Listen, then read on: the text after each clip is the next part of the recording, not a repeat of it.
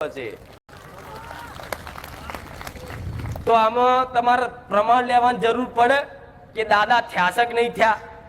તો દાદા એવા તો સંન્યાસી તો નતા કે ડાયરેક્ટ રોમનું નામ લઈને ડાયરેક્ટ મોક્ષ થઈ ગયો. આ શું ખોટું? કોઈ ડોશી હોય ઉંમર લાયક દાદી તમારી, એ દાદીને ઘરેણા બહુ વાલા, આખી જિંદગી એવું જ કર્યું, મારા ઘરેણા છે, મારા છે, મારા છે, વહુને પહેરવાય ના હાલે એવી કઈક ડોશીઓ હોય છે અત્યારે. એ પહેરે નહીં, નાલે નહીં, હંતાડીને રાખે. એટલે આખી જિંદગી જો એના ઘરેણા ઘરેણા ઘરેણા મારા દાગીના દાગીના કર્યું હોય ને, અને છેલ્લી ઘડી એનો જીવ ચો રહી જાય દાગીના. એટલે એ દાગીના જો એનો જીવ રહી જાય તો એ તિજોરી જે જગ્યાએ તમે દાગીના મેળો ને એ જ જગ્યાએ મોટા ફેરા કરે. આ શું ખોટું? પણ અને અનુભવ થાય છે જ કઈક ને. અને એ દાગીના જો કદાચ એ બહુ પહેરે ને, એના મરી ગયા પછી તો એ ડોશી એને બીમાર પાડે.